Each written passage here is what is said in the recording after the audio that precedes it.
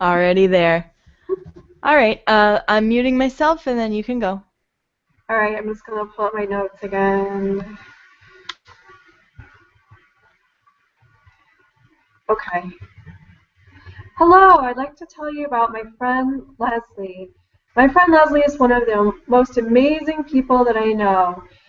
We're opposite in many ways, but we also have a lot of things in common, and we've been great friends for a long time.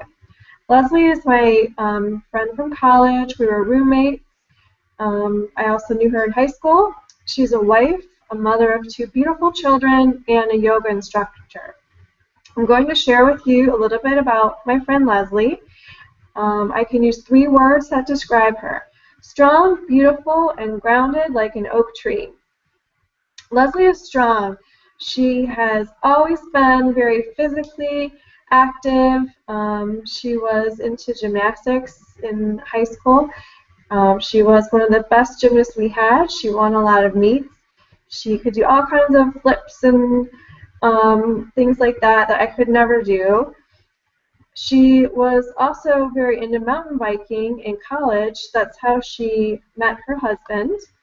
It was very much a competitive men's sport, but she kept up with the pack and brushed off any injuries, kept going. She was a real fighter.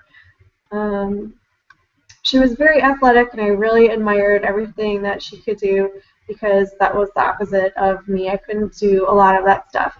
Today she's a yoga teacher. She stays very much in shape from her practice. She can do many poses.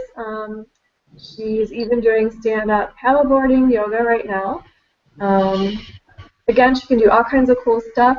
She's very strong because she can do all these physical activities. Leslie is also beautiful. She eats healthy and has glowing skin. She's always making delicious, organic meals that are very healthy. When I stayed at her home last summer, she was up at 6 a.m. making organic blueberry muffins. We ate a lot of healthy dinners. She always dresses so cute and looks so put together, even though she's a busy mom. She always looks perfect. She's smiling and laughing, and she has a lot of inner beauty as well as outer beauty. She is also very grounded. She's very devoted to her family. She volunteers at her children's school. She helps with a special needs child in the family, and she helped a neighbor a lot that was going through cancer.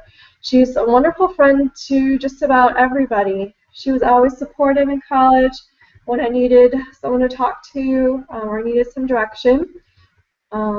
She's a great listener. She gives wonderful advice, and the most important thing is that she never judges. She's always there for you.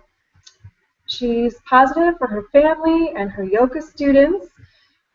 She always advises her class to live lovingly and with faith, and she always leaves them with happy phrases for the week, and they love her classes. So, as you can see, my friend Leslie is strong, beautiful, and grounded like a giant oak tree. You rarely come across a person, such a mighty person, that is steadfast in the storms of life and always there for you as a friend. Please join me in a toast for my dear friend Leslie. The end. Awesome. All right. For getting on to. Sorry I was late. I tried to get here as quick as possible. No problem. Thank Whatever, you. Jack. Sorry. You guys already all finished? No. Lauren has to go. Yep. I'm going to go. We're done. Everybody muted.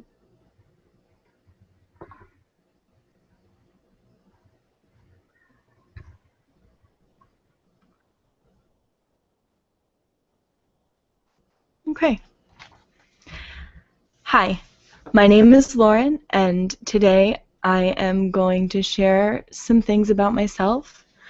I am an elementary and middle school music teacher, and I would use 3 words to describe me. Those 3 words are shy, strong, and the last one is more of a phrase. It's morally opinionated. The first phrase that I'd like to talk about is morally opinionated. Now, that might sound like a strange description for a person, but you'll understand when I tell you my stories. When I was younger, I joined the American Civil Liberties Union, the ACLU. I was 13 years old, and I had a very strong opinion about the death penalty. I was very against it. I could not believe that in America, a civilized country, we legally killed other people. My family, mainly my parents, are very religious, so they were for it. Needless to say, they were outraged when they found out that I joined a liberal organization like that at such a young age. I'm still a card-carrying member. The second word I would use to describe myself is shy. I was always a performer growing up. I play the piano and I sing, and my parents had me in all sorts of events for that. But I hated being on stage. I was really very shy. I was always reading a book. I would rather do that than talk to people. And I would rationalize my fears by saying things like, maybe if I'm on stage, the spotlights will shine on my dress and reflect on my rhinestones, and people won't even be able to see me. I was always pretty scared. The last word that I would use to describe myself is strong. I went through a lot of things growing up. My mother had some mental disorders, and she left when I was 14 and my little sister was 12. My dad was the best single parent he could be, but he wasn't really able to provide certain support for us, financially and otherwise. So once I got to college, it was very difficult for me to keep going. I have done one semester a year since I was 18. I'm 23 now, and I will finally be finishing my AA at the end of this year. I think that it required a lot of strength to go through the things that I went through and still be able to do well in school and try to secure my future. In conclusion, those three phrases that I would use to describe myself, I think have led me down the road of helping other children who might be going through some of the same things that I went through, maybe feeling like they want to change things in the world, the negative things, but they can't, either because they don't have the support to or because they're scared to. And I really feel like helping in music really boosts their self-esteem. And as my mentor says, Daisaku Ikeda, our real strength lies in our capacity for empathy with others and the action we take on their behalf. Thank you. All right, I think I'm going to end this now. Okay, enough speeches for today. Right? Jack already did his. You're good. Yeah, Jack got his. Right, Jack? Jack, yours is okay?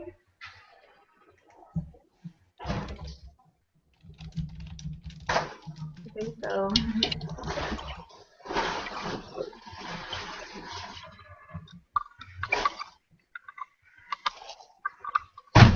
Jack, are you asleep?